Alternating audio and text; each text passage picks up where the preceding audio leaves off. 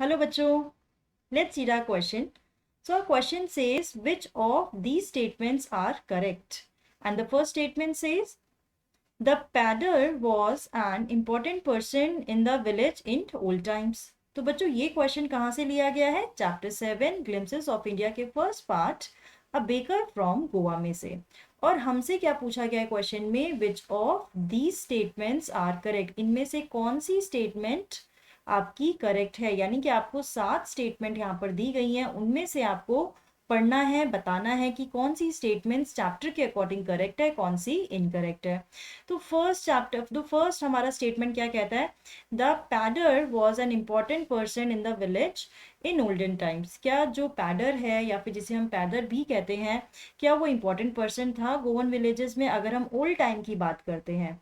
तो इसका आंसर क्या होगा बच्चे? Yes, this statement is correct because Portuguese people reminisced nostalgically about old Portuguese days and famous loaves of bread. देखिए बच्चे, ये आपने चैप्टर में से पढ़ा ही होगा कि जो पोर्चुगीज पीपल हैं, स्पेशली हमारे जो ऑथर हैं, वो बहुत ही नॉस्टैल्जिकली ये चीज़ें बताते हैं, हमें रिमेंबर करते हैं अपने ओल्ड पोर्चुगीज डेज को, और अपने जो उनका प्यार है लोव्स ऑफ ब्रेड के लिए, जो उनकी मेमोरीज हैं अपने चाइल्डहुड को लेकर, वो सब शेयर करते हैं, जिससे हमें ये पता लगता है कि yes, pader was an important person in the village in olden times. ठीक है, तो चलिए समझते हैं अपनी second statement. Paders still exist in Goan villages. क्या जो पेडर्स हैं वो गोवन विलेजेस में अभी भी हैं?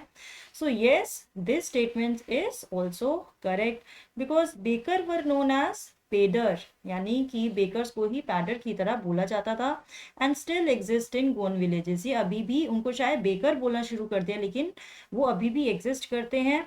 देयर फोर फादर्स, यानी कि उनके जो एंसेस्टर्स थे, they are not alive but the son still carries on the family profession. की शायद उनके फोर फादर्स जा चुके हैं, लेकिन जो उनके सन्स हैं उन्होंने कैरी ऑन किया है उनके प्रोफेशन को। यस, तो यहाँ पर हम बोलेंगे yes, paders are still exist in Goan villages. अब देखिए थर्ड आपका स्टेटमेंट क्या है?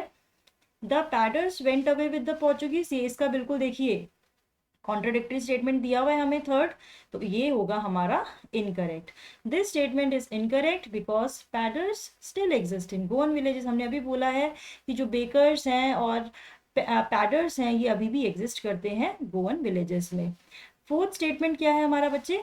The paders continue to wear a single piece frock, single piece long frock. क्या जो वो पुराने ज़माने में पहना करते थे अपने पोर्चुगीज डेज में, ओल्ड पोर्चुगीज डेज में, वो क्या अभी भी पहनते हैं ओल्ड ये लॉन्ग फ्रॉक? तो यहाँ पर आएगा this statement is incorrect. Pader wear shirt Padders wear shirts and trousers which are shorter than the full length ones and longer than half pants। यानी कि वो अब क्या पहनते हैं? ट्राउजर्स पहनते हैं, और यहाँ पर क्या बोला है कि उनकी जो पैंट होती है उसकी जो लेंथ है वो फुल ट्राउजर से थोड़ी सी कम होती है और हाफ पैंट से थोड़ी सी ज़्यादा होती है। तो यानी कि वो अब लॉन्ग फ्रॉक नहीं पहनते हैं, जबकि वो शर्ट्स एंड ट्राउजर्स पहनते हैं। ठीक है, अब देखिए चलते हैं अपनी फिफ्थ स्टेटमेंट की तरफ। क्या कहती है fifth statement? Bread and cakes were an integral part of Goan life in old days. क्या bread and cakes olden times यानी ओल्डन डेज की जब हम बात करते हैं गोवन लाइफ में, क्या तब भी बहुत पॉपुलर थे, तब भी बहुत इंपॉर्टेंट था सबके लिए? तो ये स्टेटमेंट बच्चे करेक्ट है।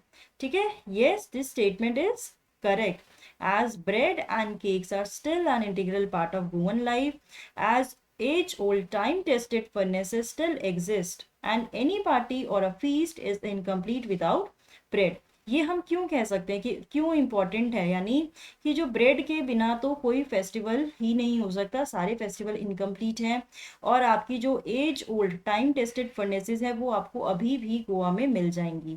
ठीक है, तो इसलिए हम कह सकते हैं कि जो ब्रेड है, केक्स हैं, ये इंटीग्रल पार्ट है गोवन लाइफ का, उनकी फेस्टिविटीज का बहुत ही इंपॉर्टेंट पार्ट है। ठीक है, अब चलिए समझते हैं अपना six statement. Traditional bread baking is still very profitable business. क्या ट्रेडिशनल ब्रेड बेकिंग अभी भी बहुत प्रॉफिटेबल है या नहीं है? तो इसका आंसर होगा this statement is correct, as people love eating. क्योंकि हमें पता है गोवन विलेजेस, गोवा में बेकिंग के बिना कोई फेस्टिवल पूरा नहीं हो सकता.